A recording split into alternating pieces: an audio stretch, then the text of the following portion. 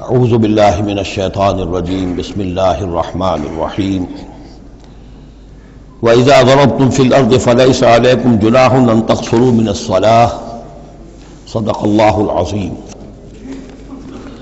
اب یہ پھر کچھ شریعت کے احکام آ رہے ہیں، گویا کہ خطاب کا رخ پھر اب مسلمانوں کی طرف، اہل ایمان کی طرف۔ شریعت کے احکام، عبادات سے متعلق تفاصیل۔ اور اے مسلمانوں، جب تم زمین میں سفر کرو تو کوئی حرج نہیں ہے تم پر، کوئی گناہ نہیں ہے کہ تم کچھ کم کر لیا کرو نماز میں۔ ان خفتم ان یفتنکم الذین کفروا، اگر تمہیں اندیشہ ہو کہ تم کو نقصان پہنچائیں گے کافر۔ ان الکافرین کانوا لکم عدوا مبینا، یقیناً یہ کافر تمہارے کھلے دشمن ہیں۔ یہ ہے قصر صلاۃ، لیکن صلاۃ الخوف کی حالت میں، جنگ کی حالت میں قصر کا حکم۔ اور اس میں بھی خاص طور پر جو صورتحال تھی کہ جب حضور کے ساتھ ہوتے تھے تو اب اگر شکل یہ ہوتی کہ آدھا آدھا لشکر علیحدہ علیحدہ نماز پڑھے اور پھر حضور ایک کے ساتھ نماز پڑھیں تو دوسروں کو محرومی کا احساس ہوتا۔ لہذا آپ دیکھیے کہ ایک بہت عمدہ تدبیر بتائی گئی۔ فَإِذَا كُنْتَ فِيهِمْ، تو اے نبی جب آپ بھی ان کے اندر موجود ہوں، فَأَقَمْتَ لَهُمُ الصَّلَاةَ، اور آپ نے ان کے لیے نماز کھڑی کر دی ہو، فَلْتَقُمْ طَائِفَةٌ مِّنْهُمْ مَعَكَ، تو ان میں سے ایک گروہ کو تو کھڑے ہونا چاہیے آپ کے ساتھ۔ وَلْيَأْخُذُوا أَسْلِحَتَهُمْ، اور جو دوسرے ہیں وہ اپنا اسلحہ لے کر وہ چاق و چوبند رہیں۔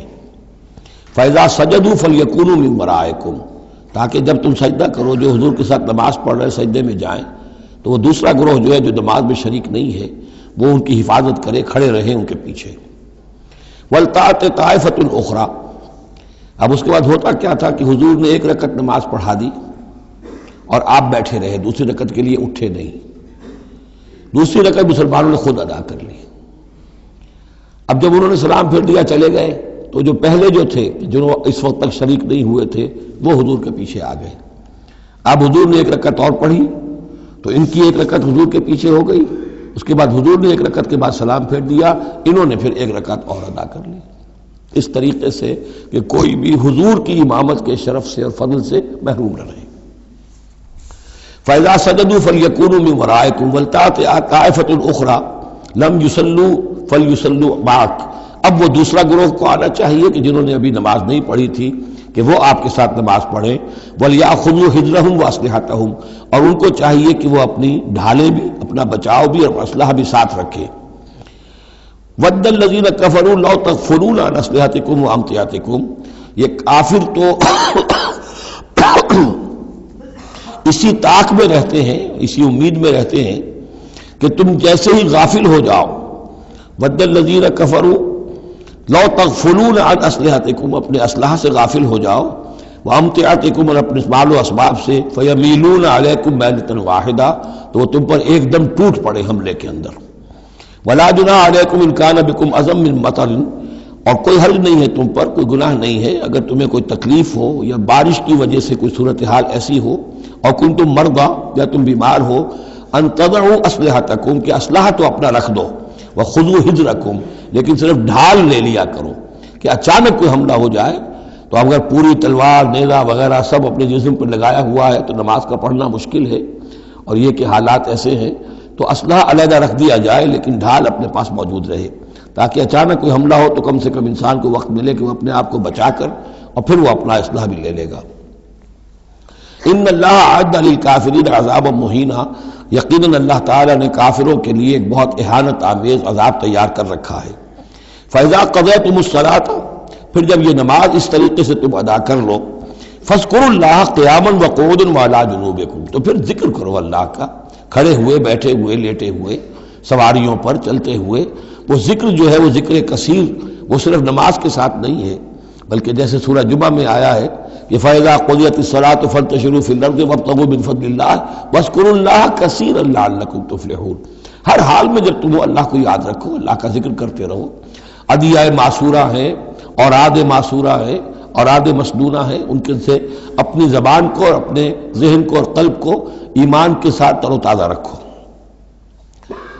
فَإِذَا اطْمَأْنَنْتُمْ، اور جب تمہیں امن حاصل ہو جائے، یعنی یہ نماز کی یہ کیفیت جو ہے یہ صرف اس شکل میں ہوگی کہ خوف ہے، صلاۃ الخوف، جب تمہیں امن حاصل ہو جائے، خوف جاتا رہے، فَأَقِیمُوا الصَّلَاةَ، پھر نماز قائم کرو جیسے کہ نماز کے قائم کرنے کے آداب ہیں، اس کی شرائط ہیں۔ ان الصلاۃ کانت علی المؤمنین کتابا موقوتا، یقیناً نماز اہل ایمان پر فرض کی گئی ہے، فرض ہونے کی شکل میں اور وقت کے ساتھ، اس کی فرضیت ہے اور موقوت ہے، اس کے اپنے اوقات ہیں، اور اس اوقات کے ضمن میں آپ کو بتا چکا ہوں کہ حضرت جبرائیل نے 2 دن نماز آپ کو پڑھائی، ایک دن 5 نمازیں اول وقت میں، دوسرے دن 5 نمازیں آخر وقت میں، اور بتایا کہ ان کے مابین وقت ہے۔ وَلَا تَهِنُوا فِي ابْتِغَاءِ الْقَوْمِ، اور دیکھو اس قوم یعنی اپنے دشمن کا پیچھا کرنے میں سست نہ بنو۔ اب تو یوں سمجھیے کہ جو حق و باطل کی جنگ ہے وہ آخری مرحلے کو پہنچ رہی ہے، اب آخری مرحلے پہ آ کے تھک نہ جانا۔ وَلَا تَهِنُوا فِي ابْتِغَاءِ الْقَوْمِ، ان کا پیچھا کرنے میں سست مت پڑو، ہمت نہ ہارو۔ ان تکونوا تعلمون، بڑے پیارے الفاظ ہیں، اگر تمہیں کوئی تکلیف پہنچتی ہے، الم پہنچتا ہے، بے آرامی ہے، فَإِنَّهُمْ يَعْلَمُونَ كَمَا تَعْلَمُونَ، تو کیا انہیں نہیں پہنچتا؟ انہیں بھی تو تکلیف پہنچتی ہے، وہ بھی جنگ کر رہے ہیں، وہ بھی زخم کھاتے ہیں، ان کے بھی لوگ مر رہے ہیں، وہ ساری تکلیفیں انہیں بھی پہنچ رہی ہیں، دشمنوں کو بھی۔ وَتَرْجُونَ مِنَ اللَّهِ مَا لَا يَرْجُونَ، اور تم اللہ سے امیدیں رکھتے ہو جو وہ نہیں رکھتے، تمہیں تو جنت کی امید ہے، تمہیں اللہ سے مغفرت کی امید ہے، انہیں تو یہ بھی نہیں ہے، تو اس اعتبار سے تمہیں تو ان سے کہیں آگے بڑھ جانا چاہیے۔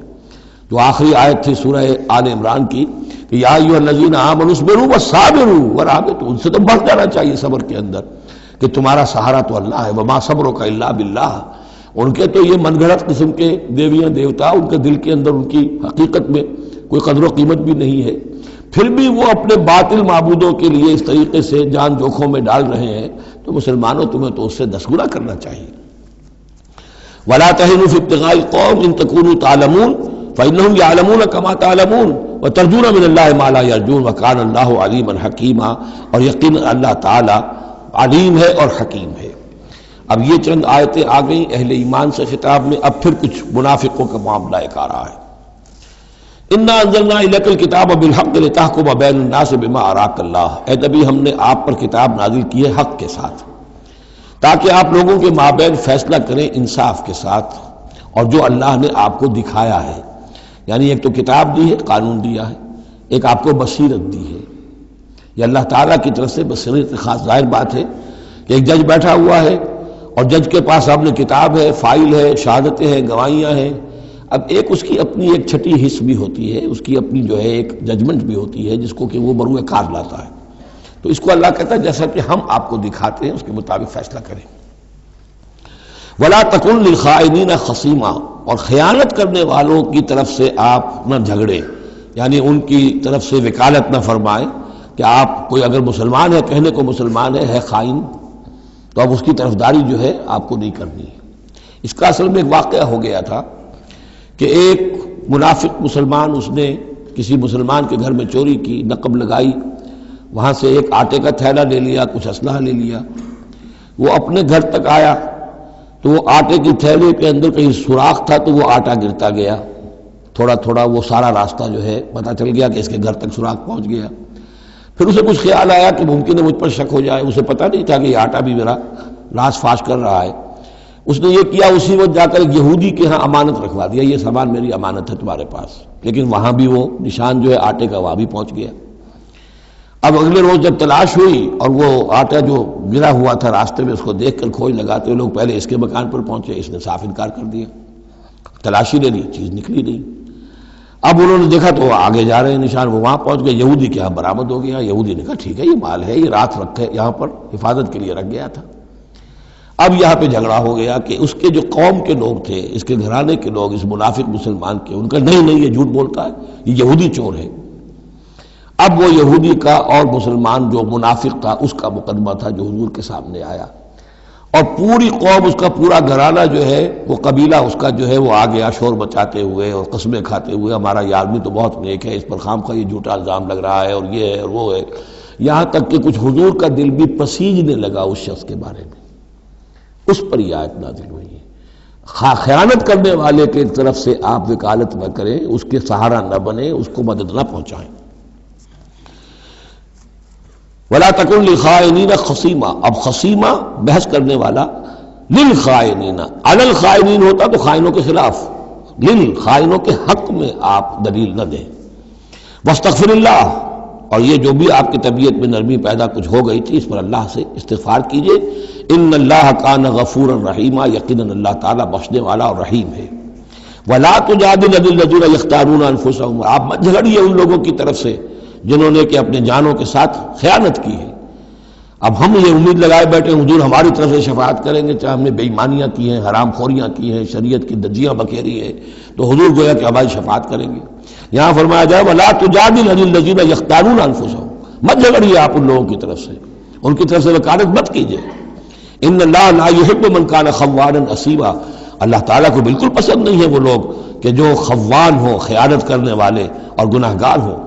یستخفون من الناس ولا یستخفون من اللہ، یہ لوگ شرماتے ہیں اور چھپتے ہیں لوگوں سے، اللہ سے نہیں چھپتے۔ وَهُوَ مَعَهُمْ إِذْ يُبَيِّتُونَ مَا لَا يَرْضَىٰ مِنَ الْقَوْلِ، حالانکہ جب یہ راتوں کو مشورے کرتے ہیں مسلمانوں کے خلاف، حضور کے خلاف، یہ منافقین کی بات آ رہی ہے تو اللہ تعالیٰ ان کے ساتھ موجود ہوتا ہے۔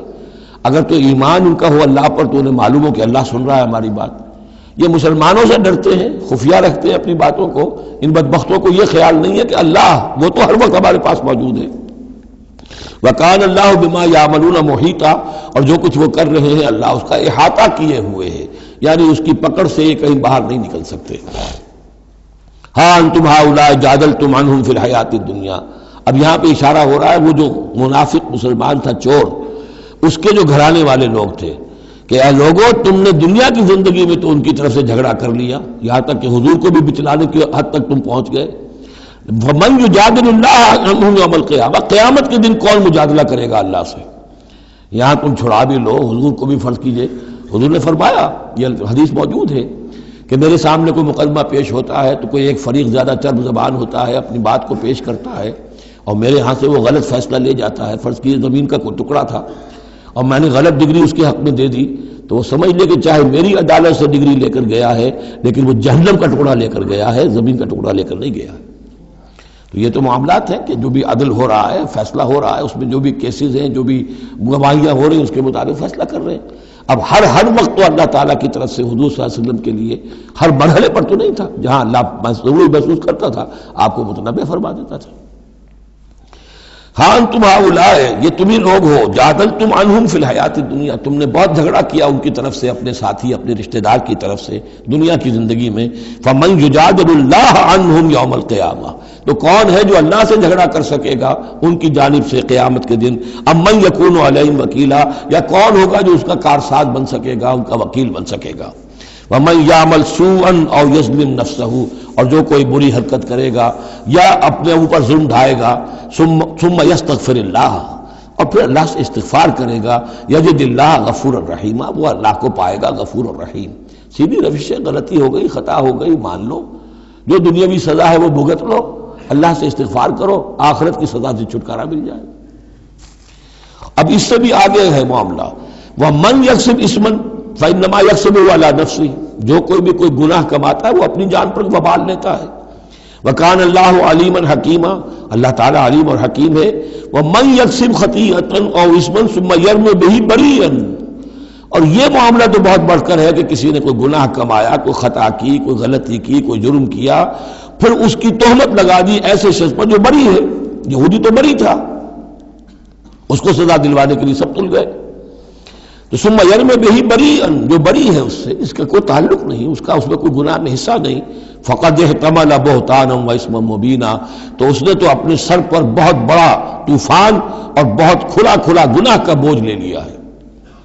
ولولا فضل اللہ علیک، اب یہ حضور سے خطاب ہو رہا ہے کہ اس معاملے میں اگر اللہ تعالیٰ نے بروقت آپ کو مطلع نہ کر دیا ہوتا، ولولا فضل اللہ علیک ورحمتہ لہمت طائفۃ منہم ان یضلوک، تو ان میں سے ایک گروہ ان منافقین میں سے وہ تو اس کے اوپر تل گیا تھا کہ آپ کو گمراہ کر دے، یعنی آپ سے غلط فیصلہ کروا لے، عدالت محمدی سے ظلم ہو جائے، اور وہ جو اصل میں مجرم نہیں تھا، بے گناہ جو ہے یہودی، اس کو پکڑ لیا جائے۔ ولولا فضل اللہ علیک ورحمتہ لہمت طائفۃ منہم ان یضلوک وما یضلون الا انفسہم، حقیقت میں وہ نہیں گمراہ کر رہے مگر اپنے آپ کو، وما یضرونک من شیء، اور اے نبی وہ آپ کو نقصان نہیں پہنچا سکیں گے، یعنی ہم ایسے مواقع پر بر وقت آپ کو مطلع کرتے ہیں۔ وانزل اللہ علیک الکتاب والحکمہ، اور اللہ نے آپ پر کتاب نازل کی ہے اور حکمت نازل کی ہے، وعلمک ما لم تکن تعلم، اور وہ ساری باتیں آپ کو سکھائی ہیں جو آپ نہیں جانتے تھے، وکان فضل اللہ علیک عظیما، اور یقیناً اللہ کا فضل آپ پر بہت بڑا ہے۔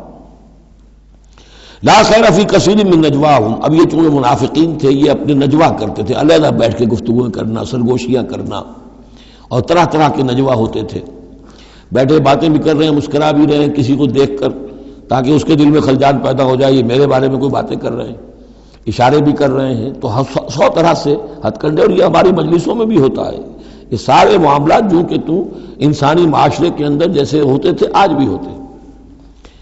لا خیر فی کثیر من نجواہم، یہ جو نجوا کرتے ہیں، سرگوشیاں کرتے ہیں، ان میں سے اکثر میں کوئی خیر نہیں ہے، الا من امر بصدقۃ، ہاں ایک بات ہو سکتی ہے، خاموشی سے کسی کو علیحدگی میں لے جا کر کسی صدقے کی اس کو تلقین کی جائے کہ بھائی دیکھو تمہیں اللہ نے غنی کیا ہے، یہ محتاج ہے میں جانتا ہوں، تو علیحدگی بجائے اس کے کہ پبلک میں اس سے بات کرو، اسے علیحدہ جا کے سمجھاؤ، یہ اچھی بات ہے۔ او معروف، یا کسی اور نیکی کا حکم دے، او اصلاح بین الناس، یا لوگوں کے معاملات کو درست کرنے کے لیے، دو بھائی جھگڑ پڑے ہیں تو کرنا پڑتا ہے یہ کہ ایک سے جا کر بات سنیے، پھر اس کی بات جو ہے اس کو اچھی شکل میں پیش کیجئے دوسرے بھائی کے پاس کہ آپ کو مغالطہ ہوا، انہوں نے یہ بات یوں نہیں کہی تھی، یوں کہی تھی، اس طریقے سے جو بھی کوئی ہو رہا ہو علیحدہ علیحدہ خفیہ گفتگو، تو اس میں کوئی حرج نہیں ہے۔ وَمَن يَفْعَلْ ذَلِكَ ابْتِغَاءَ مَرْضَاتِ اللَّهِ، جو شخص اس طرح کا نجوا کرے گا، اس طرح کی سرگوشی کرے گا اللہ تعالیٰ کی رضا جوئی کے لیے، فَسَوْفَ نُؤْتِيهِ أَجْرًا عَظِيمًا، ان کو تو ہم اللہ تعالیٰ جو ہے ہم دیں گے بہت بڑا اجر۔ وَمَن يُشَاقِقِ الرَّسُولَ، اور جو رسول کی مخالفت پر تلا ہوا ہے، یہ نجوا کر رہا ہے مخالفت میں، سازشیں، سرگوشیاں، بھڑکا رہا لوگوں کو، دیکھو جی یہ کر دیا، یہ کر دیا، اپنے لوگوں کے لیے یہ کر دیا۔ غزوہ حنین میں ہوا، غزوہ حنین میں چونکہ بہت سے مسلمان وہ تھے مکے کے جو اسی وقت ایمان لائے تھے فتح مکہ کے بعد، اب بہت شریک تھے وہ اس جنگ کے اندر حنین میں، مال غنیمت میں حضور نے ان کی دلجوئی کے لیے جسے تالیف قلب کہتے ہیں ذرا زیادہ مال دے دیا، اس پر لوگوں نے شور مچا دیا۔ دیکھو جی وقت جب کڑے وقت تھے، مشکل وقت تھے تو ہم، اب جب یہ اچھا وقت آیا ہے تو اپنے رشتہ دار یاد آ گئے۔ مکے والے ظاہر بات ہے رشتہ دار تو تھے، بات تو غلط نہیں ہے، قبیلہ تھا قریش کا۔ یہ 100 طرح کی باتیں جو آج ہوتی ہیں وہی ہوتی تھی ہمیشہ، یہ انسان کی فطرت جو ہے اس میں کوئی تغیر و تبدل نہیں ہوا ہے۔ وَمَن يُشَاقِقِ الرَّسُولَ مِن بَعْدِ مَا تَبَيَّنَ لَهُ الْهُدَىٰ، اور جو رسول کی مخالفت پر تل گیا اس کے بعد کہ اس پر ہدایت واضح ہو چکی، وَيَتَّبِعْ غَيْرَ سَبِيلِ الْمُؤْمِنِينَ، اور وہ اہل ایمان کے راستے کے سوا کوئی راستہ اختیار کرے، نُوَلِّهِ مَا تَوَلَّىٰ، ہم بھی اسی کی طرف اس کا رخ کر دیتے ہیں جو رخ اس نے اختیار کر لیا ہو، وَنُصْلِهِ جہنم، اور ہم اسے پہنچائیں گے جہنم میں، وَسَاءَتْ مَصِيرًا، اور وہ بہت بری جگہ ہے جانے کی اور لوٹنے کی۔ یہ آج بڑی اہم اس اعتبار سے کہ امام شافعی رحمۃ اللہ علیہ یہ کہتے ہیں کہ میں نے اجماع کا جو معاملہ ہے قرآن مجید سے تلاش کرنے کی کوشش کی اور مجھے نہیں ملا، یعنی اللہ کے اطاعت یہ تو ٹھیک ہے جو قرآن میں آیا ہے وہ قانون کا ایک سورس ہے، حضور کا فرمان، حضور کی سنت سورس ہے، اسی طرح اجتہاد وہ بھی سمجھ میں آ گیا، یہ اجماع کس شے کا نام ہے، قرآن میں کہیں ذکر نہیں آیا۔ تو کہتے ہیں کہ میں نے 300 مرتبہ پورا قرآن پڑھا شروع سے آخر تک صرف اس ایک مسئلے کو سامنے رکھ کر کہ مجھے اجماع کے لیے کوئی دلیل قرآن سے ملے، تب اس آیت پر آ کر 301ویں مرتبہ پھر نگاہ جمی، وَيَتَّبِعْ غَيْرَ سَبِيلِ الْمُؤْمِنِينَ، یعنی گویا کہ اہل ایمان کا جو راستہ ہے جس پر اجماع ہو گیا اہل ایمان کا، یہ خود اپنی جگہ ایک بہت بڑی سند ہے، اس لیے کہ حضور نے فرمایا میری امت ضلالت پر کبھی جمع نہیں ہوگی۔ تو جن چیز پر اجماع ہو جائے وہ گویا کہ وہ خود اپنی جگہ پر وہ اس کو ایک حیثیت حاصل ہو جاتی ہے، اوتھینٹسٹی۔ ان اللہ لا یغفر ان یشرک بہ، دوبارہ پھر وہ آیت آ گئی، اللہ تعالیٰ ہرگز نہیں بخشے گا اس سے کہ اس کے ساتھ شرک کیا جائے، ویغفر ما دون ذلک، اور بخش دے گا اس کے سوا جو کچھ ہے اس سے کمتر ہے، لمن یشاء، جس کو چاہے گا، یہ بھی کوئی فری لائسنس نہیں۔ ومن یشرک باللہ فقد ضل ضلالا بعیدا، اور جو شرک کرتا ہے اللہ کے ساتھ تو وہ تو پھر گمراہ ہو گیا اور گمراہی میں بھی بہت دور نکل گیا۔ ان یدعون من دونہ الا اناثا، اب یہاں گویا کہ پہلی مرتبہ آپ دیکھ رہے ہیں کہ وہ مشرکین مکہ کی بات بھی ہو رہی ہے۔ نہیں پکار رہے یہ اللہ کے سوا مگر مؤنث کو، عورتوں کو، اس لیے کہ ان کی دیویاں جو ہیں لات، عزا، منات، لات الہ کی مؤنث ہے، لات، لا اور لات، اور عزا العزیز کا مؤنث ہے، العزیز، العزا، منات، یہ سب جو ہے فیمنن نیمز ہیں۔ ان یدعون من دونہ الا اناثا، نہیں پکار رہے وہ مگر یہ فیمیل ڈیٹیز کو۔ وَإِن يَدْعُونَ إِلَّا شَيْطَانًا مَرِيدًا، اور نہیں پکار رہے یہ مگر در حقیقت شیطان کو پکار رہے ہیں۔ لات کا کوئی وجود نہیں، منات کا کوئی وجود نہیں، ہاں شیطان ضرور ہے جو ان کی پکار سن رہا ہے۔ لعنہ اللہ، اللہ نے اس پر لعنت فرما دی ہے۔ وقال، اور اس نے بھی یہ کہا ہے، لَأَتَّخِذَنَّ مِنْ عِبَادِكَ نَصِيبًا مَفْرُوضًا، اے اللہ میں تیرے بندوں میں سے ایک تو مقرر حصہ تو لے کر ہی چھوڑوں گا، کچھ کو تو اپنے ساتھ جہنم میں پہنچاؤں گا۔ ہم تو ڈوبے ہیں صنم، ان کو بھی لے ڈوبیں گے، ان کو بھی ہم نے چھوڑنا نہیں ہے۔ لعنہ اللہ وقال لاتخذن من عبادک نصیبا مفروضا ولأضلنہم، میں تو لازماً ان کو بہکاؤں گا، ولأمنینہم، ان کے دلوں میں بڑی امیدوں کے چراغ روشن کروں گا، بڑے برائٹ کیریئرز ہیں، اس میں بڑی بڑی تمنائیں ہیں، آرزویں ہیں، لگے رہو اسی کام کے اندر۔ پھر امانیہ ہیں، اللہ بخشی دے گا، اللہ، ہم تو اللہ کے رسول کے امتی ہیں، ہمیں خوف کس بات کا ہے، ہم تو اللہ کے بیٹے ہیں، اس کے بڑے چہیتے ہیں، ہمیں کس کا خوف ہے۔ اور پھر یہ کہ امیدیں بڑی بڑی، طول عمل جس کو کہتے ہیں، دنیا کے لمبے لمبے منصوبے۔ وَلَأُضِلَّنَّهُمْ وَلَأُمَنِّيَنَّهُمْ وَلَآمُرَنَّهُم، اور میں انہیں حکم دوں گا، فَلَيُبَتِّكُنَّ آذَانَ الْأَنْعَامِ، پھر میرے حکم سے یہ چوپایوں کے کان چیر دیں گے۔ تو میں بتا چکا ہوں سورہ انعام میں یہ باتیں ساری آئیں گی، فلاں کے نام پر ایک اونٹ کو اس کے کان چیر کر جو ہے آزاد کر دیا، اب اسے کوئی چھیڑ نہیں سکتا، اس کا گوشت نہیں کھایا جا سکتا، اس پر سواری نہیں ہو سکتی، فلاں بت کے یا فلاں ڈیٹی کے نام پر اس کو جو ہے چھوڑ دیا گیا ہے۔ وَلَآمُرَنَّهُمْ، اور میں پھر انہیں حکم دوں گا، فَلَا يُغَيِّرُنَّ خَلْقَ اللَّهِ، وہ اللہ کی خلق میں تبدیلی کریں گے۔ اب جو کچھ آپ دیکھ رہے ہیں کہ مردوں میں عورتوں کے سے انداز، عورتوں میں مردوں کے سے انداز اختیار کرنا، یہ سارا جو کچھ ہو رہا ہے اور اب جو ہو رہا ہے وہ تو یہ سمجھیے جینیٹکس جو ہے، اور اس میں اللہ کی تخلیق میں اب انسان اس جگہ پہنچ گیا ہے کہ وہ اپنا اختیار استعمال کر رہا ہے۔ اللہ کی تخلیق، اس کی اسپیشیز بنائی ہوئی، اس کی جینز، اب انسان جو ہے اس کے ذریعے سے وہ سارا معاملہ جو آج پہنچا ہوا ہے بڑے ایک عجیب حد تک پہنچ گیا ہے کہ اللہ کی بنائی ہوئی چیزوں کے اندر تغیر و تبدل کیا جائے۔ وَمَن يَتَّخِذِ الشَّيْطَانَ وَلِيًّا مِن دُونِ اللَّهِ فَقَدْ خَسِرَ خُسْرَانًا مُبِينًا، اور جس شخص نے بھی اللہ کو چھوڑ کر شیطان کو اپنا ولی بنا لیا، فَقَدْ خَسِرَ خُسْرَانًا مُبِينًا، تو وہ تو بہت کھلے خسارے میں اور تباہی میں مبتلا ہو گیا۔ یعدہم ویمنیہم، وہ ان سے وعدے بھی کرتا ہے، انہیں امیدیں بھی دلاتا ہے، شیطان جس کو ہم کہتے ہیں سبز باغ دکھاتا ہے۔ وما یعدہم الشیطان الا غرورا، اور نہیں وعدہ کرتا ان سے شیطان مگر دھوکے کا، وہ اپنے کسی وعدے کو پورا نہیں کر سکتا۔ اولئک مأواہم جہنم، یہ وہ لوگ ہیں کہ جن کا ٹھکانہ جہنم ہے۔ ولا یجدون عنہا محیصا، اور پھر وہ وہاں سے فرار کی کوئی جگہ نہیں پائیں گے، وہاں سے بھاگنے کا کوئی راستہ نہیں پائیں گے۔ والذین آمنوا، وہی سائملٹینیس کنٹراسٹ، اب دوسری طرف اہل ایمان کی شان کیا ہوگی؟ والذین آمنوا وعملوا الصالحات، جو لوگ ایمان لائیں اور نیک عمل کریں، سندخلہم جنات تجری من تحتہا الانہار، انہیں ہم عنقریب داخل کریں گے باغات میں جن کے نیچے نہریں بہتی ہوں گی، خالدین فیہا ابدا، جس میں وہ ہمیشہ ہمیش رہیں گے۔ وعد اللہ حقا، اللہ کا یہ وعدہ حق ہے، درست ہے، سچ ہے۔ ومن اصدق من اللہ قیلا، اور اللہ سے بڑھ کر کس کی بات سچی اور زیادہ ہو سکتی ہے؟ کون ہو سکتا ہے اپنے قول میں زیادہ سچا اللہ سے؟ لیس بامانیکم ولا امانی اہل الکتاب، اب یہاں پھر رخ پڑ رہا ہے مسلمانوں کی طرف۔ اے مسلمانوں، نہ تمہاری خواہشات پر کوئی شے موقوف ہے، نہ اہل کتاب کی خواہشات پر۔ تنبیہ آ گئی کہ تمہارے اندر بھی یہ خواہشات پیدا ہو جائیں گی، وشفل تھنکنگ پیدا ہو جائیں گی، شفاعت کے دھوکے پر تم حرام خوریاں کرو گے، سب کچھ کرو گے، وہی جو کچھ انہوں نے کیا تم بھی کرو گے۔ لیکن جان لو کہ اللہ کا قانون جو ہے غیر متبدل ہے، وہ بدلے گا نہیں۔ لیس بامانیکم، نہ تمہاری خواہشات سے، وشفل تھنکنگ سے، تمہاری امانی سے، تمہاری تمناؤں سے کچھ ہوگا، ولا امانی اہل کتاب، نہ اہل کتاب کی امانی سے۔ من یعمل سوءا یجز بہ، جو کوئی برا کام کرے گا اس کی جزا اسے مل کر رہے گی.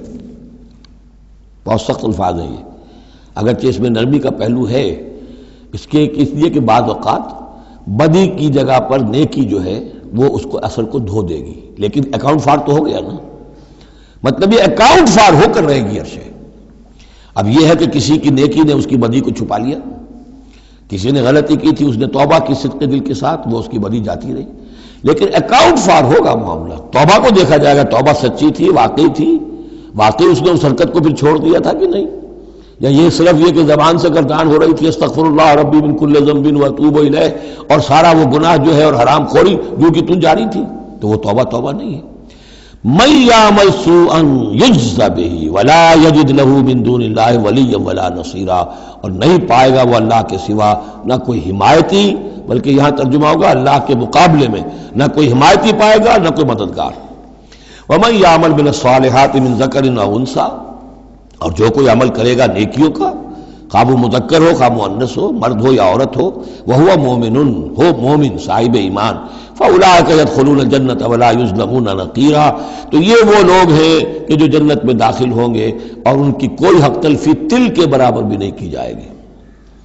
ومن احسن دینا ممن اسلم وجہہ للہ وہو محسن، اس سے بہتر دین کس کا ہوگا جس نے نمبر 1 اپنا چہرہ اپنا سر اللہ کے سامنے جھکا دیا، اسلم، اسلام آ گیا، وہو محسن، اور یہ احسان، اس کے بعد اسلام ایمان احسان کے درجے تک پہنچ جائے، خوبصورتی کے ساتھ، خلوص کے ساتھ، للہیت کے ساتھ، پورے دین کا معاملہ، تفریق بین الدین نہیں، دین کے اندر جو ہے وہ حصہ بکھرا نہیں، ٹوٹل دین. ومن احسن دینا ممن اسلم وجہہ للہ وہو محسن واتبع ملت ابراہیم حنیفا، اور اس نے پھر پیروی کی دین ابراہیم کی یکسو ہو کر، یا ابراہیم کی جو یکسو تھا. واتخذ اللہ ابراہیم خلیلا، اور اللہ نے تو ابراہیم کو اپنا دوست بنا لیا تھا. وَلِلَّهِ مَا فِي السَّمَاوَاتِ وَمَا فِي الْأَرْضِ، اللہ ہی کے لیے جو کچھ کہ ہے آسمانوں میں اور جو کچھ کہ ہے زمین میں. وَكَانَ اللَّهُ بِكُلِّ شَيْءٍ مُحِيطًا، اور یقیناً اللہ تعالی ہر شے کا احاطہ کیے ہوئے ہے. اب جو حصہ آ رہا ہے یہ وہی مسلمانوں سے خطاب ہے، لیکن اس میں ایک استدراک سمجھیے کہ جو شروع میں کچھ آیتیں آئی تھیں خواتین کے معاملے میں، یتیم عورتوں کے معاملے میں، ان سے نکاح کے معاملے میں یا طلاق کے معاملے میں، اب اس میں کچھ وضاحتیں، کچھ سوالات مسلمانوں کی طرف سے ہوئے، مزید وضاحتیں طلب کی گئیں تو اللہ نے یہ وضاحتیں نازل کی ہیں. اور یہاں پر ساتھ یہ فرما دیا وَيَسْتَفْتُونَكَ فِي النِّسَاءِ، اے نبی یہ آپ سے عورتوں کے بارے میں سوال کر رہے ہیں، بات پوری طرح ان پر کھلی نہیں ہے، واضح نہیں ہوئی ہے. قُلِ اللَّهُ يُفْتِيكُمْ فِيهِنَّ، ٹھیک ہے کہہ دیجئے اے نبی ان سے، اللہ تمہیں فتویٰ دیتا ہے، بتاتا ہے، وضاحت کرتا ہے ان کے بارے میں. وَمَا يُتْلَىٰ عَلَيْكُمْ فِي الْكِتَابِ مِنْ يَتَامَى النِّسَاءِ، اب وہ آیت نمبر 3 کے اندر بات واضح ہو گئی، قرآن نے ثابت کر دیا کہ وہاں جو کہا تھا کہ وَإِنْ خِفْتُمْ أَلَّا تُقْسِطُوا فِي الْيَتَامَى، تو یتامى النساء مراد تھی وہاں پر، کہ اگر تمہیں اندیشہ یہ ہو کہ یتیم لڑکیوں سے شادی کرو گے تو ان کے ساتھ انصاف نہیں کر سکو گے، اس لیے کہ ان کی طرف سے کوئی ہے نہیں جو ان کے حقوق کا پاسدار ہو اور تم سے کوئی بات پوچھ کر سکے ان کی طرف سے، تو پھر ان سے شادی مت کرو، بلکہ تم اور جو عورتیں ہیں شادی اگر کرنی ہے ایک سے زائد تو مَا طَابَ لَكُم مِّنَ النِّسَاءِ مَثْنَىٰ وَثُلَاثَ وَرُبَاعَ، شادی کرو. تو یہاں فرمایا وہ تھا عورتوں کی، یتیم عورتوں کے بارے میں وہ حکم تھا، ما یتلا علیکم، جو تمہیں سنایا گیا، جو سنایا جا رہا ہے کتاب میں، فی یتامى النساء، ان عورتوں کے بارے میں کہ جو یتیم ہیں، وہ عورتیں یا لڑکیاں، لا توتونہن ما کتب لہن، تم دیتے نہیں ہیں انہوں جو اللہ نے ان کے لیے لکھ دیا ہے. بغیر مہر کے یتیم بچی تھی، آپ نے شادی کر لی، کون اس کی طرف سے مہر طلب کرے گا. وترغبون ان تنکحوہن، اور چاہتے ہو کہ اسے نکاح بھی کرو. والمستضعفین من الولدان، اسی طرح بچے جو ہیں ان کے ساتھ بھی جو ظلم ہوتا ہے. وان تقوموا للیتامى بالقسط، اور وہ جو ہم نے تمہیں اتنی تفصیل سے احکام دیے ہیں کہ یتیموں کے معاملے میں انصاف پر کاربند رہو. وما تفعلوا من خیر فإن اللہ کان بہ علیما، اور جو خیر بھی تم کرو گے اللہ اس سے واقف ہے، تمہاری نیتوں کو جانتا ہے. تو وہ احکام ہے، بنیادی ہدایات دے دی گئی ہیں، اور اس میں اس سے اضافی شے جو ہے وہ یہ ہے کہ تمہاری نیت صاف ہونی چاہیے. واللہ یعلم المفسد من المصلح، اللہ جانتا ہے کہ کون حقیقت میں شرارتی ہے اور کون جو ہے اس کی نیت صحیح ہے.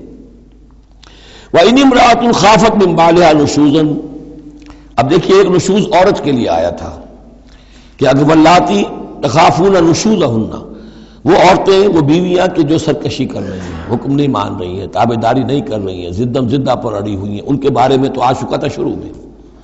اب یہاں عورتوں پر بھی تو ہو سکتا ہے کہ مرد ظلم کر رہا ہے، مرد جو ہے وہ ان کا حقوق ادا نہیں کر رہا ہے، شوہر جو ہے وہ اپنی قوامیت جو ہے اس کو غلط طریقے پہ استعمال کر رہا ہے، روب ڈالتا ہے، دھونس دیتا ہے، یا اور بری طریقے سے ستاتا ہے، تنگ کرتا ہے، تنگ کر کے وہ مہر معاف کرواتا ہے، یا کچھ اور، اگر ذرا اس کے والدین اچھے کھاتے پیتے ہیں تو لاؤ اپنے والدین کے گھر سے۔ یہ ساری گندگیاں جو ہمارے معاشرے میں ہوتی ہیں اور عورتیں بیچاری اس میں پستی ہیں، وہ جو چکی کے دو پارٹوں کے مابین۔ وَإِنِ امْرَأَةٌ خَافَتْ مِنْ بَعْلِهَا نُشُوزًا، اور اگر کسی عورت کو اپنے شوہر سے اندیشہ ہو جائے کہ وہ زیادتی کرے گا، وہ زیادتی کر رہا ہے اور وہ اس کے حقوق ادا نہیں کر رہا، او اعراضاً، یا اب وہ اس کی طرف میلان ہی نہیں رکھتا، اب وہ گویا کہ بیوی ہے ہی نہیں، اس کی طرف کوئی میلان نہیں، کوئی نئی شادی رچائی ہے اور سارا جو ہے توجہ جو ہے وہ اب نئی نویلی دلہن کی طرف ہے، او اعراضاً، جی بھر گیا، توجہ ہٹ گئی، فلا جناح علیہما، تو ان دونوں پر کوئی الزام نہیں ہوگا، ان یصلحا بینہما صلحا، کہ وہ آپس میں بیٹھ کر صلح کر لیں۔ صلح سے مراد یہاں پر اپنا معاملہ طے کر کے اور عورت خلا کر لے، بس صلح خیر۔ لیکن خلا کرنے میں جیسا کہ ہم پڑھ چکے ہیں، عورت کو مہر چھوڑنا پڑے گا، لیا تھا تو کچھ واپس کرنا پڑے گا۔ والصلح خیر، صلح اچھی ہے۔ وأحضرت الانفس الشح، البتہ جو انسانی نفس ہے اسے لالچ جو ہے اس پر مسلط رہتا ہے، مرد چاہے گا میرا پورا مہر واپس کرو، عورت چاہے گی کہ مجھے کچھ بھی واپس نہ کرنا پڑے۔ وَإِن تُحْسِنُوا، یہ آ چکا ہے سورہ بقرہ کے اندر، یہ مضامین آ چکے ہیں۔ وَإِن تُحْسِنُوا، اگر تم نیکی کرو، تم مرد ہو، تم مردانگی کا ثبوت دو، اس معاملے کے اندر نرمی کرو، ان کا حق جو ہے زیادہ رکھو۔ وَتَتَّقُوا فَإِنَّ اللَّهَ كَانَ بِمَا تَعْمَلُونَ خَبِيرًا، اور تم تقویٰ کی روش اختیار کرو تو جان لو کہ اللہ تعالیٰ تمہارے تمام اعمال سے باخبر ہے۔ وَلَن تَسْتَطِيعُوا أَن تَعْدِلُوا بَيْنَ النِّسَاءِ، اچھا وہاں یہ آیت بھی آئی تھی کہ وَإِنْ خِفْتُمْ أَلَّا تَعْدِلُوا فَوَاحِدَةً، اگر تمہیں اندیشہ یہ ہو کہ تم اپنی بیویوں پہ اگر ایک سے زائد ہیں، دو ہیں، تین ہیں، چار ہیں، تو عدل نہیں کر سکو گے، تو پھر ایک ہی پر اکتفا کرو، پھر دوسری شادی مت کرو۔ تمہیں اطمینان ہے، تمہیں اپنے اوپر یہ اعتماد ہے کہ تم یہ عدل کر سکتے ہو، تب دوسری شادی کرو، ورنہ نہیں۔ لیکن اب اس میں جیسا کہ میں نے عرض کیا تھا کہ کچھ چیزیں تو ہوتی ہیں گنتی کی، ناپ تول کی، اس میں تو عدل ہو سکتا ہے، لیکن ایک قلبی میلان جو ہے اس کے اندر تو ظاہر بات ہے انسان کے اختیار میں نہیں ہے۔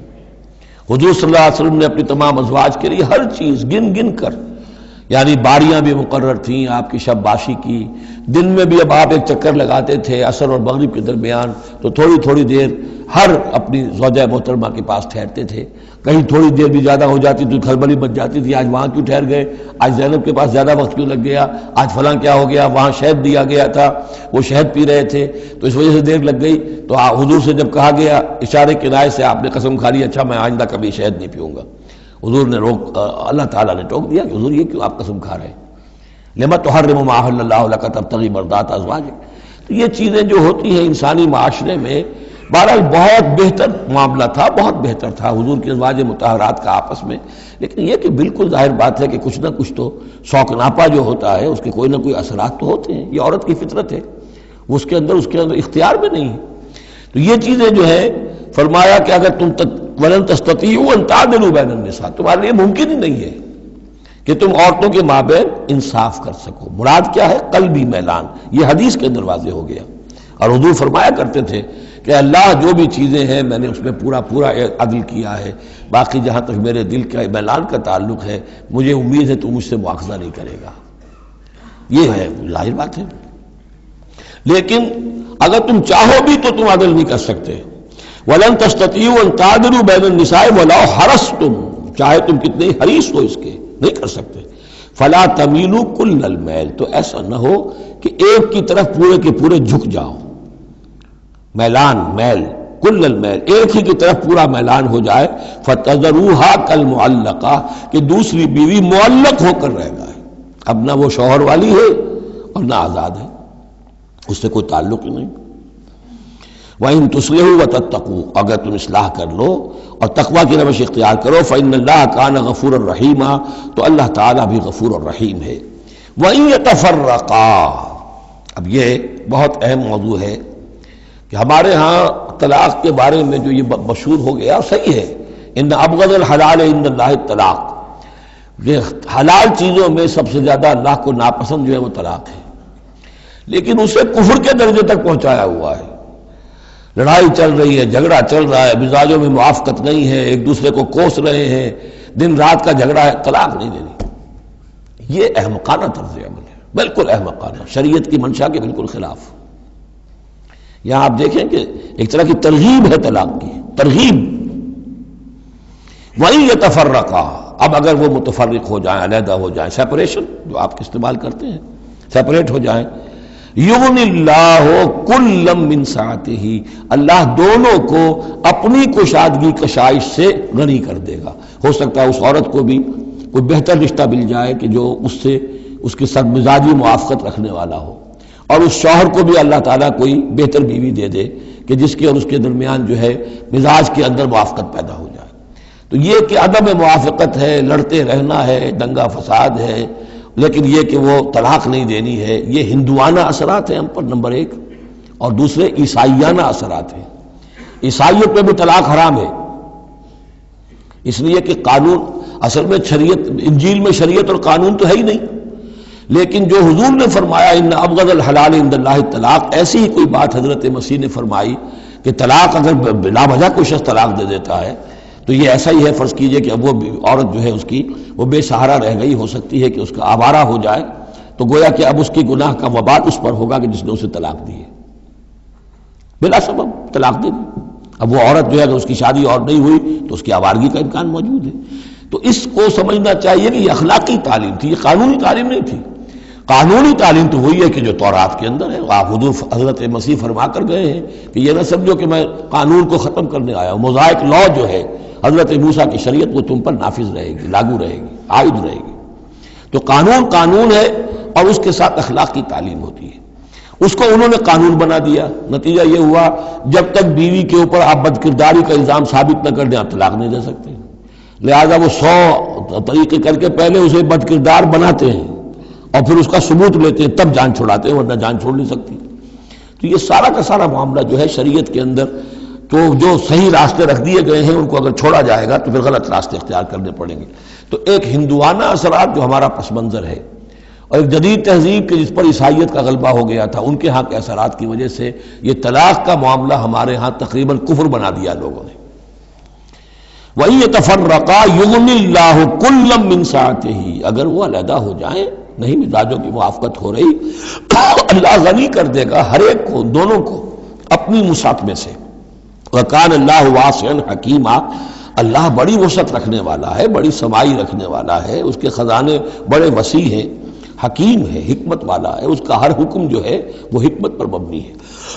وَلِلَّهِ مَا فِي السَّمَاوَاتِ وَمَا فِي الْأَرْضِ، اللہ ہی کا ہے جو کچھ کہ ہے آسمانوں میں اور جو کچھ کہ ہے زمین میں۔ وَلَقَدْ وَصَّيْنَا الَّذِينَ أُوتُوا الْكِتَابَ مِنْ قَبْلِكُمْ وَإِيَّاكُمْ أَنِ اتَّقُوا اللَّهَ، اور دیکھو مسلمانوں جو تم سے پہلے تھے انہیں بھی ہم نے وصیت کی تھی، جنہیں کتاب دی تھی، اور اب تمہیں بھی وصیت یہی ہے کہ اللہ کا تقوی اختیار کرو۔ اصل شے ہے تقوی، ورنہ شریعت جو ہے اس کا بھی مذاق بن جائے گا۔ اسی لیے حضور کا جو خطبہ ہے بہت مشہور، عام جمعوں میں آپ سنتے بھی ہوں گے، اوصیکم ونفسی بتقوی اللہ، مسلمانوں میں تمہیں بھی وصیت کرتا ہوں اور اپنے نفس کو بھی وصیت کرتا ہوں کہ اللہ کا تقوی اختیار کریں۔ قوا انفسکم واہلیکم نارا، بچاؤ اپنے آپ کو اور اپنے اہل و عیال کو آگ سے۔ تو یہ تقوی جو ہے، وَلَقَدْ وَصَّيْنَا الَّذِينَ أُوتُوا الْكِتَابَ مِنْ قَبْلِكُمْ، تم سے پہلے جن کو کتاب دی گئی تھی انہیں بھی ہم نے وصیت کی تھی، وَإِيَّاكُمْ، اور سن لو تم بھی کان کھول کر، تمہیں بھی یہ وصیت ہے، أَنِ اتَّقُوا اللَّهَ، کہ اللہ کا تقوی اختیار کرو۔ وَإِن تَكْفُرُوا، اگر تم نہ مانو گے، فَإِنَّ لِلَّهِ مَا فِي السَّمَاوَاتِ وَمَا فِي الْأَرْضِ، تو جو کچھ بھی ہے آسمانوں میں اور جو کچھ بھی ہے زمین میں وہ اللہ ہی کا ہے۔ وَكَانَ اللَّهُ غَنِيًّا حَمِيدًا، اور اللہ تعالیٰ تو غنی ہے، اپنی ذات میں خود ستودہ صفات ہے۔ وَلِلَّهِ مَا فِي السَّمَاوَاتِ وَمَا فِي الْأَرْضِ، اور آسمانوں اور زمین میں جو کچھ ہے وہ اللہ کا ہے۔ وَكَفَى بِاللَّهِ وَكِيلًا، اور اللہ کافی ہے کارساز ہونے کے اعتبار سے۔ عورت بھی یہ سمجھے میرا کارساز اللہ ہے، یہ شوہر جو میرا ہے یہ ظلم کر رہا ہے، میرے ساتھ انصاف نہیں کر رہا ہے، تو میں اسے تعلق منقطع کروں، اللہ بہتر میرے لیے کوئی راستہ پیدا کر دے گا، اللہ کارساز ہے۔ اسی طریقے سے مرد بھی یہ سمجھے، کوئی عورت ہے دین کے معاملے میں نہیں اس کے ساتھ تعاون کر رہی ہے، وہ دین کا کام کرنا چاہتا ہے، تو آخر یہ نہیں ہے کہ سمجھا جائے کہ ہر صورت عورت سے تو نباہ کرنا ہے چاہے اللہ کس سے بغاوت ہو جائے، یہ تو کوئی بات نہ ہوئی، ہر چیز کو رکھنا ہے اپنے مقام پر۔ ان یشاء یذہبکم ایھا الناس، اے لوگوں کیا سمجھتے ہو تم، اللہ چاہے تو تم سب کو لے جائے، ختم کر دے، ویات بآخرین، اور لوگوں کو پیدا کر دے، تمہاری کوئی حیثیت نہیں اللہ کے مقابلے میں، نفس واحد کی طرح ہو، جب چاہے اللہ تعالیٰ تم سب کو نسیہ منسیہ کر دے۔ وَكَانَ اللَّهُ عَلَى ذَلِكَ قَدِيرًا، اور یقیناً اللہ تعالیٰ اس چیز پر قادر ہے۔ مَنْ كَانَ يُرِيدُ ثَوَابَ الدُّنْيَا فَعِندَ اللَّهِ ثَوَابُ الدُّنْيَا وَالْآخِرَةِ، جو کوئی بھی دنیا کا ثواب چاہتا ہے، ساری بھاگ دوڑ محنت دن رات کی کوشش دنیا کمانے میں، اور پیسہ اور دولت اور جائیداد اور ترقی، عہدوں میں ترقی، اور اپنی اور زندگی کے اور ان چیزوں کے اندر لگے ہوئے ہیں سارے دن ساری رات، ہاں عند اللہ ثواب الدنیا والآخرہ، اللہ کے پاس تو ثواب دنیا کا بھی آخرت کا بھی ہے۔ تو ہی ناداں چند کلیوں پر قناعت کر گیا، ورنہ گلشن میں علاج تنگی دوران بھی تھا۔ اللہ سے تم مانگو، دنیا بھی مانگو آخرت بھی مانگو۔ ربنا آتنا فی الدنیا حسنۃ وفی الآخرۃ حسنۃ وقنا عذاب النار، اللہ کے ساتھ اپنے معاملے کو درست کرو، خلوص و اخلاص کے اوپر اپنا تعلق استوار کرو، اس کی طرف سے جو ذمہ داریاں ہیں انہیں ادا کرو، پھر یہ کہ اللہ تعالیٰ دنیا سے بھی نوازے گا۔ من کان یرید ثواب الدنیا فعند اللہ ثواب الدنیا والآخرہ وکان اللہ سمیعا بصیرا، اور اللہ تعالیٰ سب کچھ سننے والا اور دیکھنے والا ہے۔ اب جو آیت آ رہی ہے وہ پھر عظیم ترین آیات میں سے قرآن مجید کی، یا ایھا الذین آمنوا کونوا قوامین بالقسط شہداء للہ ولو علی انفسکم او الوالدین والاقربین ان یکن غنیا و فقیرا فاللہ اولی بہما فلا تتبعوا الہوی ان تعدلوا وان تلووا او تعرضوا فان اللہ کان بما تعملون خبیرا۔ اے اہل ایمان کھڑے ہو جاؤ عدل کو قائم کرنے کے لیے پوری قوت کے ساتھ۔ سورہ آل عمران میں ہم نے کیا پڑھا تھا؟ اللہ قائمم بالقسط ہے، شہد اللہ انہ لا الہ الا هو والملائکۃ واولو العلم قائمم بالقسط۔ جب اللہ عدل قائم کرنا چاہتا ہے تو اللہ کے اس دنیا میں کارندے کون ہیں؟ اہل ایمان، سپاہی ہیں، اللہ کے سپاہی، لہذا عدل قائم کرے گا اللہ دنیا میں اہل ایمان کے ذریعے۔ اللہ دین کا غلبہ چاہتا ہے لیکن اہل ایمان کو جانیں دینی ہوگی، کوششیں کرنی ہوگی، اصرار کرنا ہوگا، قربانیاں دینی ہوگی، تب دین غالب ہوگا۔ لیکن یہ اندازہ کیجئے کہ کس قدر اہمیت ہے عدل و قسط، یہ جو سوشل جسٹس کا معاملہ ہے، جتنا زور اسلام نے دیا ہے بدقسمتی سے آج کا ہمارا مذہبی طبقہ اتنا ہی اس سے بے بہرا، سرے سے انہیں پتہ ہی نہیں کہ سوشل جسٹس کی بھی کوئی اہمیت اسلام میں ہے۔ قانون کی اہمیت ہے، تعزیرات کی اہمیت ہے، چور کا ہاتھ کاٹو اس کی اہمیت تو معلوم ہے، لیکن یہ کہ اس نظام کو درست کرو، ظلم ختم کرو، ایکسپلائٹیشن ختم کرو، یہ سرمایہ دار جس طریقے سے خون چوس رہے ہیں اور چوس چوس کر جیسے مچھر پھول جاتا ہے ہمارا خون پی کر، اس طرح وہ پھولے ہوئے ہیں، آخر یہ پورا نظام درست کرو نا۔ یہ مشین جو ہے، یہ پورا نظام جو ہے جس میں کہ ڈسٹریبیوشن آف ویلتھ جو ہے اس کا نظام غلط ہے۔ یہ ایک ایسی چکی ہے کہ آٹا پیس کر ایک طرف ڈالتی ہے دوسری طرف ڈالتی ہی نہیں ہے، ایک طرف بھوک ہے، کاد الفقر یکون کفرا، یہ فقر جو ہے یہ تو کفر تک انسان کو پہنچا دیتا ہے۔ پہلے وہ نظام قائم کرو جس میں عدل ہو، جس میں ضمانت دی گئی ہو کہ ہر شخص کی، ہر شہری کی بنیادی ضروریات کی کفالت ہے، جو نظام خلافت کے اندر ہے۔ پھر کوئی چوری کرے تو ہاتھ کاٹو، ضرور کاٹو، لیکن یہ ہے کہ قانون تو ہمیں معلوم ہے، بحالات موجودہ آپ وہ قانون نافذ کر دیجئے، فائدہ ہوگا حرام خوروں کو، بلیک مارکیٹیوں کو، جنہوں نے کہ حرام خوری سے دولت جمع کی ہوئی ہے۔ چور کا ہاتھ کٹے گا تو وہ پھر پاؤں پھیلا کے سوئیں گے، انہیں ڈر کائے کرا، فائدہ انہیں ہوگا۔ اصل شے یہ، میں یہ نہیں کہہ رہا کہ شریعت نافذ نہ کی جائے معاذ اللہ، لیکن یہ کہ شریعت شریعت ہے، دین دین ہے۔ لا جو ہے وہ سب سرو کرتا ہے سسٹم کو، قانون جو ہے وہ کسی نظام کو قائم کرتا ہے، مضبوط کرتا ہے، سب سرو کرتا ہے، اس کی خدمت کرتا ہے۔ جو سسٹم ہے نظام دین کا، اس کو قائم کرو، اور پھر اس کو قائم رکھنے کے لیے، اسے کنسولیڈیٹ کرنے کے لیے، اسے چلانے کے لیے، اسے مستقل کرنے کے لیے قانون نافذ کرو۔ یہ ہے جو کہ اصول ہے. یا ایھا الذین آمنوا کونوا قوامین بالقسط شہداء للہ. یہی مضمون سورہ مائدہ میں بھی آ جائے گا، کل ہم پڑھیں گے انشاءاللہ. صرف یہ کہ اس میں ترتیب بدل گئی ہے، یا ایھا الذین آمنوا کونوا قوامین للہ شہداء بالقسط، بس اتنا فرق ہے. لیکن اس میں اشارہ ہو گیا کہ اللہ اور قسط گویا کہ مترادف الفاظ ہیں. گواہ بن جاؤ اللہ کے یا گواہ بن جاؤ قسط کے، کھڑے ہو جاؤ اللہ کے لیے یا کھڑے ہو جاؤ انصاف کے لیے. معلوم ہوا اللہ اور قسط یہ مترادف ہیں. یا ایھا الذین آمنوا کونوا قوامین بالقسط شہداء للہ ولو علی انفسکم. خواہ یہ انصاف کی بات تمہارے اپنے خلاف جا رہی ہو، اب الوالدین یا تمہارے والدین کے خلاف جا رہی ہو، والاقربین خواہ تمہارے قرابت داروں کے خلاف جا رہی ہو. تمہارا تعلق عدل کے ساتھ، انصاف کے ساتھ، قسط کے ساتھ ہے، رشتہ داری کے ساتھ نہیں. ان یکن غنیا اور فقیرا، ایک چور دروازہ یہ ہوتا ہے تو خیر حق تو اس کا نہیں بنتا ہے، لیکن یہ غریب ہے، چلو میں اس کے حق میں فیصلہ کر دوں. ان یکن غنیا اور فقیرا فاللہ اولیٰ بہما. چاہے وہ شخص غنی ہے یا فقیر ہے، دونوں کا پشت پناہ اللہ ہے، دونوں کا کفیل اللہ ہے. تم نہیں ہو کفیل، تمہیں فیصلہ کرنا ہے جو صحیح ہے، جو عدل پر ہے، جو انصاف پر ہے، وہ فیصلہ کرنا ہے. کسی کی جانبداری نہیں. وہ جانبداری نہ باپ کی کرنی ہے، نہ ماں کی کرنی ہے، نہ بھائی کی کرنی ہے، نہ خود اپنی کرنی ہے. یا ایھا الذین آمنوا کونوا قوامین بالقسط شہداء للہ. اللہ کے گواہ بن کر کھڑے ہو جاؤ اللہ کے حق میں. دیکھیے شہادت اعلیٰ، لوگوں پر گواہی، اور شہادت للہ، اللہ کے لیے گواہی. یہوہاز وٹنسز، اللہ کے گواہ. یہ تو ہمیں ہونا چاہیے، اللہ کے گواہ بن کر کھڑے ہو جائیں. ہر حق بات جو اللہ کی طرف سے اس کے علم بردار ہوں، اور اس حق کو قائم کرنے کے لیے تن من دھن لگانے کے لیے اپنی کمر کس لیں. وَلَوْ عَلَىٰ أَنفُسِكُمْ وَبِالْوَالِدَيْنِ وَالْأَقْرَبِينَ إِن يَكُنْ غَنِيًّا أَوْ فَقِيرًا فَاللَّهُ أَوْلَىٰ بِهِمَا. ان کا خیر خواہ اللہ ہے.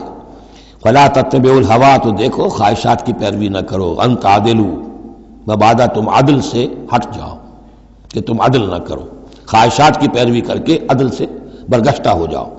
وَإِن تَلْوُوا أَوْ تُعْرِضُوا، اگر تم زبانوں کو ادھر ادھر مروڑے گے، بات جس کو آپ کہتے ہیں کہ اپنے الفاظ جو ہیں ان کو انسان جو ہے چوئنگ یور ورڈز، تو اس طریقے سے کہ بات کہنا بھی چاہتے ہیں کہہ بھی نہیں پا رہے ہیں، حق بات جو ہے زبان سے نکالنا نہیں چاہتے، غلط بات نکل نہیں رہی ہے. ان تلووا او تعرضوا، یا تم اعراض کرو گے، بچ جاؤ گے، منہ موڑ لو گے. فإن اللہ کان بما تعملون خبیرا، تو اللہ تعالیٰ جو کچھ تم کر رہے ہیں اس سے پوری طرح باخبر ہے، اللہ بے خبر نہیں ہے.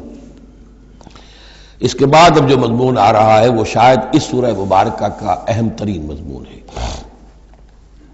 یا ایھا الذین آمنوا آمنوا باللہ ورسولہ والکتاب الذی نزل علی رسولہ والکتاب الذی انزل من قبل. اے ایمان والو، ایمان لاؤ اللہ پر اور اس کے رسول پر، اور اس کتاب پر جو اس نے نازل فرمائی اپنے رسول پر، اور اس کتاب پر جو اس نے پہلے نازل فرمائی. ایمان والو، ایمان لاؤ، چھ معنی دارت. ایک ایمان ہے اقرار باللسان، وہ تو تمہیں حاصل ہے، وہ تمہیں موروثی طور پر حاصل ہو گیا. مسلمان ماں باپ کے گھر میں پیدا ہو گئے، وہ ایمان مل گیا. یا یہ کہ اس وقت پورا قبیلہ اسلام لا رہا ہے، ان میں پکے بھی تھے، کوئی کچے بھی آ گئے، انہوں نے بھی کہا اشہدو ان لا الہ الا اللہ اشہد ان محمد رسول اللہ. وہ ایمان ایک درجے میں تو حاصل ہو گیا.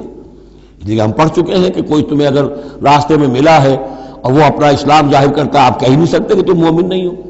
تو ایمان کا ایک درجہ تو وہ ہے، قانونی درجہ ہے، کہ جس نے کہا اشہد ان لا الہ الا اللہ واشہد ان محمد رسول اللہ، وہ مومن ہے.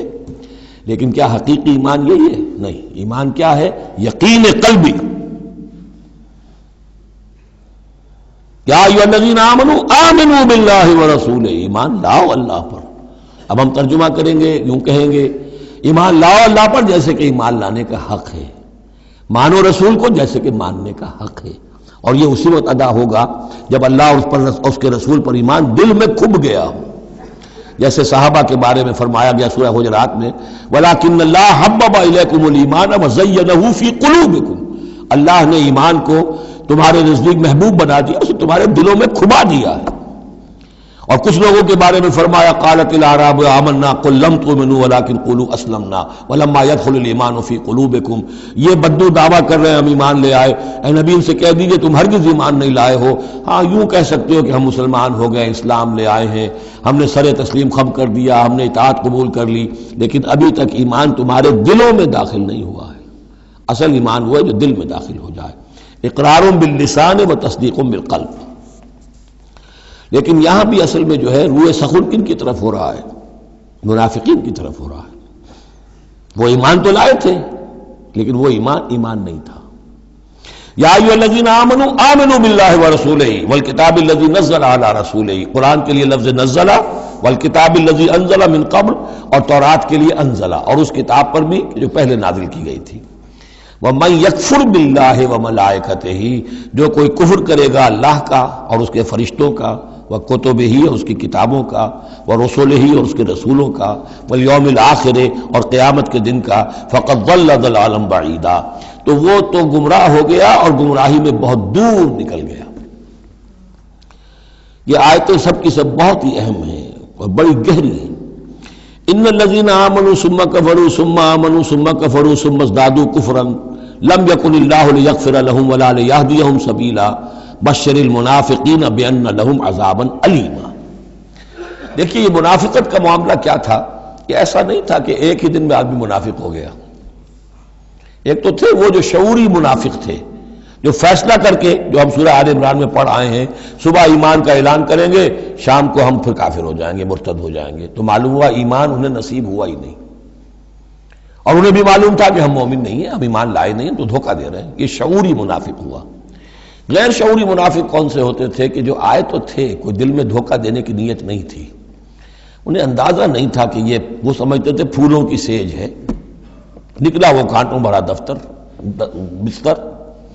اب انہیں قدم قدم پہ رکاوٹ ہے، وہ ارادہ، وہ پختگی نہیں ہے، ایمان کی وہ گہرائی نہیں ہے کہ ہر کے بعد آباد جو ہو سو ہو.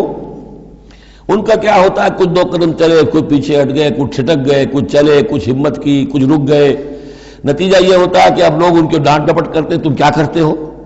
تو اب انہوں نے کیا کیا، جھوٹے بہانے بنانے شروع کیے، اور پھر آخری درجہ جھوٹی قسمیں کھانی شروع. خدا کی قسم یہ مجبوری تھی، اس لیے میں رک گیا تھا.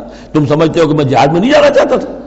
تم ایسا گمان تو نہ کرو، مجھے یہ مجبوری ہو گئی تھی، میری بیوی مر رہی تھی، میں کیسے جا سکتا تھا، وغیرہ وغیرہ، جھوٹی قسمیں. تو یہ جو ہے معاملہ ایمان اور کفر کا، یہ یوں چلتا رہتا ہے. اگرچہ اوپر جو ہے وہ پردہ تو ایمان کا ہے، کافر تو وہ ہوا ہی نہیں، اسلام لے آیا تھا، مومن ہے، اور وہ ارتداد کا اس نے اعلان نہیں کیا. لیکن ابھی ایمان کی طرف آیا، پھر کفر کی طرف گیا، پھر ایمان کی طرف آیا، پھر کفر کی طرف گیا. یہ مذبذبین بین ذالک، اوسیلیشن جو ہے یہ ہوتی رہتی ہے. اور اس کی بہترین مثال کیا ہے، کبھی اگر کسی کو آپ نے دریا میں، کسی تالاب میں ڈوبتے دیکھا ہو، نیچے گیا پھر آیا ذرا اوپر، پھر گیا پھر آیا، پھر گیا تو گیا. بالکل وہ نقشہ ہے جو یہاں ہے. ان الذین آمنوا ثم کفروا، یہاں کفر سے مراد نفاق ہے، کفر قانونی نہیں، کفر حقیقی، کفر معنوی، کفر باطنی. اندر ہی اندر ہو رہا ہے سب کچھ جو ہو رہا ہے. انہوں نے انکار اور اعلان کیا ہی نہیں ہے، اسلام سے انکار نہیں کیا، کفر کا اعلان نہیں کیا، یہ اندر ہو رہا ہے اس کی شخصیت کے باطن میں. ان الذین آمنوا ثم کفروا ثم آمنوا ثم کفروا، ایمان لائے پھر کفر کیا، پھر ایمان لائے پھر کفر کیا. ثم ازدادوا کفرا، پھر کفر میں بڑھتے چلے گئے. لم یکن اللہ لیغفر لہم، اللہ تعالیٰ ایسے لوگوں کو مغفرت کرنے والا نہیں ہے، ایسے لوگوں کی مغفرت کرنے والا نہیں. ولا لیہدیہم سبیلا، اور نہ ایسے لوگوں کو وہ راستہ دکھائے گا. اگلی آیت میں کھول دیا کہ یہ کن کا تذکرہ ہے، بشر المنافقین بان لہم عذابا علیما، اے نبی ان منافقوں کو بشارت دے دیجئے کہ ان کے لیے دردناک عذاب. یہاں تو آنا ہے تو یکسو ہو کے آؤ، ریزرویشن رکھ کر مت آؤ. وَلَنَبْلُوَنَّكُمْ بِشَيْءٍ مِّنَ الْخَوْفِ وَالْجُوعِ وَنَقْصٍ مِّنَ الْأَمْوَالِ وَالْأَنفُسِ وَالثَّمَرَاتِ، کان کھول کر آؤ. لَتُبْلَوُنَّ فِي أَمْوَالِكُمْ وَأَنفُسِكُمْ وَلَتُسْمَعُنَّ مِنَ الَّذِينَ أُوتُوا الْكِتَابَ مِن قَبْلِكُمْ وَالَّذِينَ أَشْرَكُوا أَذًى كَثِيرًا. تمہیں سننی پڑیں گی، ساری تلخ باتیں سننی پڑیں گی، کڑوے گھونٹ کرنے پڑیں گے، قدم قدم پر آزمائشیں آئیں گی. در رہے منزل لیلا کے خطر ہاس بسے، شرط اول قدم ہی نس کے مجنون باشی. بشر المنافقین تنزیہ انداز ہے، ان منافقوں کو بشارت دے دیجیے محمد صلی اللہ علیہ وسلم کہ ان کے لیے بہت دردناک عذاب ہے۔ الذین یتخذون الکافرین اولیاء من دون المؤمنین، ان کی ایک شان یہ بھی تھی کہ وہ جو کفار تھے ان کو دوست بناتے تھے۔ وہ چاہتے تھے نا don't keep all your eggs in one basket, بالکل یکسو مسلمانوں کے ساتھ ہو جاؤ، کیا پتہ ہے کل پلڑا جو ہے بدل جائے۔ تو کفار کے ساتھ بھی keep some good office with them also, کچھ نہ کچھ ان کے ساتھ رہے معاملہ، کہہ سکیں وقت کے اوپر، تو دوستیاں رکھتے تھے۔ الذین یتخذون الکافرین اولیاء من دون المؤمنین، اہل ایمان کو چھوڑ کر ان کو دوست بناتے ہیں اور ان کو اپنا پشت پناہ بناتے ہیں۔ ایبتغون عندہم العزہ، کیا وہ ان کے اس قرب میں اور ان کی محفلوں میں جا جا کر عزت چاہتے ہیں، عزت کی تلاشی ہے۔ امریکہ جانا، کلنٹن صاحب سے ملنا بہت بڑا اعزاز ہے، اتنے بڑا اعزاز مل گیا تو یہ عزت ہی ہے نا جو انسان ڈھونڈنے کے لیے، اور اس کے لیے کروڑوں روپیہ خرچ ہوتا ہے، اس کے لیے جو بھی لابینگ ہوتی ہے، اس کے لیے وہ چند منٹ کی ملاقات کے لیے وہ بھی، اور کچھ اس سے حاصل ہو نہ ہو، باقی جو پالیسیاں ان کی چلتی رہتی ہیں وہ تو جو بھی ان کا CIA کر رہا ہے یا کوئی اور پینٹاگون کر رہا ہے وہ تو بیٹھا ہوا ہے فگر ہیڈ، اس کے سوا کچھ بھی نہیں۔ الذین یتخذون الکافرین اولیاء من دون المؤمنین یبتغون عندہم العزہ فإن العزۃ للہ جمیعا، عزت کل کی کل اللہ کے اختیار میں ہے۔ کہاں عزت ڈھونڈ رہے ہو؟ وقد نزل علیکم فی الکتاب، اور یہ بات تم پر نازل کی جا چکی ہے کتاب میں، یہ سورہ انعام کی آیت نمبر 68 ہے، جس میں روکا گیا مسلمانوں کو کہ جب تم دیکھو کہ کافر لوگ جو ہیں استہزاء کر رہے ہیں، قرآن کا مذاق اڑا رہے ہیں، تو کم سے کم یہ ہے، اب مکے کی آیت ہے وہ، اس وقت مسلمانوں میں اتنا زور تو نہیں تھا کہ ان کو چپ کر سکتے زبردستی، لیکن یہ کم سے کم یہ کرو کہ وہاں بیٹھو مت، وہاں سے چلے جاؤ، احتجاجاً جو ہے وہاں سے رخصت ہو جاؤ، پھر وہاں بیٹھو نہیں۔ اگر بیٹھے رہو گے تو ہو سکتا ہے تمہاری غیرت کے اندر کچھ کمی آتی چلی جائے، تمہاری جو حس جو ہے وہ پھر کند پڑ جائے۔ تو اسی کا حوالہ دیا جا رہا ہے، وقد نزل علیکم، اللہ اتار چکا ہے تم پر فی الکتاب، اسی کتاب میں قرآن میں، ان اذا سمعتم آیات اللہ یکفر بہا، جب تم سنو کہ آیات کا کفر کیا جا رہا ہے، وہ یستہزأ بہا، اور ان کا مذاق اڑایا جا رہا ہے، فلا تقعدوا معہم، تو ان کے ساتھ مت بیٹھو، حتی یخوضوا فی حدیث غیرہ، یہاں تک کہ پھر وہ کسی اور بات میں لگ جائے، پھر دوبارہ آ جاؤ، کوئی حرج نہیں، کوئی اور بات ہے، اس لیے کہ بہرحال ان کو کوئی نے تبلیغ کرنی ہے، ان سے گفتگو کرنی ہے، تعلق منقطع نہیں کرنا، لیکن جب وہ یہ حرکت کر رہے ہو تب ان کے قریب مت بیٹھو۔ انکم اذا مثلہم، اگر تم بھی بیٹھے رہو گے اس وقت اسی حالت میں ان کے ساتھ، تو پھر تم بھی ان جیسے ہو جاؤ گے۔ ان اللہ جامع المنافقین والکافرین فی جہنم جمیعا، یقیناً اللہ تعالیٰ جمع کر کے رہے گا منافقوں کو بھی اور کافروں کو بھی جہنم میں، سب کو۔ الذین یتربصون بکم، وہ جو تمہارے لیے ایک انتظار کی حالت میں ہیں، دیکھنا چاہتے ہیں، دیکھیے اونٹ کس کروٹ بیٹھتا ہے، تیل دیکھو، تیل کی دھار دیکھو، آخری فتح مسلمانوں کو ہوتی ہے یا کفار کو ہوتی ہے، دونوں کے ساتھ کچھ نہ کچھ تعلقات رکھو، تاکہ وقت جو بھی ہو، جو بھی صورتحال سچویشن جو بھی ہو جائے، ہم اس کے اندر اپنے بچاؤ کی کوئی شکل کر لیں۔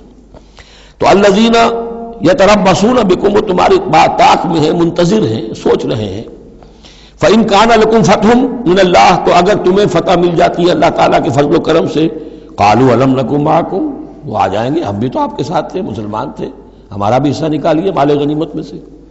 وَإِن كَانَ لِلْكَافِرِينَ نَصِيبٌ، اور اگر کوئی حصہ پہنچ جائے کافروں کو، کوئی فتح انہیں وقتی طور پر حاصل ہو جائے، ان کا پلڑا بھاری ہو جائے، قالوا، تو وہ کہے کہ اپنے ان کافروں ساتھیوں سے، أَلَمْ نَسْتَحْوِذْ عَلَيْكُمْ، کیا ہم نے آپ کا گھیراؤ نہیں کر لیا تھا، ہم نے آپ کو بچایا ہوا تھا کہ یہ مسلمان جو ہیں، ہم تو اوٹ بنے ہوئے تھے اصل میں، آپ سمجھتے ہیں مسلمانوں کے ساتھ ہو کر ہم جنگ کرنے آئے تھے، نہیں، ہم اس لیے آئے تھے کہ مسلمانوں کے حملوں سے آپ کو بچائیں۔ أَلَمْ نَسْتَحْوِذْ عَلَيْكُمْ وَنَمْنَعْكُمْ مِنَ الْمُؤْمِنِينَ، ہم نے تو بچایا ہے آپ کو مسلمانوں سے۔ فَاللَّهُ يَحْكُمُ بَيْنَكُمْ يَوْمَ الْقِيَامَةِ، تو اللہ ہی فیصلہ کرے گا تمہارے مابین قیامت کے دن۔ وَلَن يَجْعَلَ اللَّهُ لِلْكَافِرِينَ عَلَى الْمُؤْمِنِينَ سَبِيلًا، اور اللہ تعالیٰ کافروں کو اہل ایمان کے مقابلے میں راہیاب نہیں کرے گا۔ ان المنافقون یخادعون اللہ وهو خادعهم، یہ منافق اللہ کو دھوکہ دینے کی کوشش کر رہے ہیں اور اللہ انہیں دھوکہ دے رہا ہے۔ وَإِذَا قَامُوا إِلَى الصَّلَاةِ قَامُوا كُسَالَىٰ، جب نماز کے لیے بھی کھڑے ہوتے ہیں تو کسل بندی کے ساتھ کھڑے ہوتے ہیں، طبیعت میں بشاشت نہیں ہوتی۔ یراؤون الناس، لوگوں کو دکھاوے کے لیے، وَلَا يَذْكُرُونَ إِلَّا قَلِيلًا وَلَا يَذْكُرُونَ اللَّهَ إِلَّا قَلِيلًا، اور نہیں ذکر کرتے حقیقت میں اللہ کا مگر بہت کم۔ بارک اللہ لی و لکم فی القرآن العظیم ونفعنی وإیاکم بالآیات والذکر الحکیم۔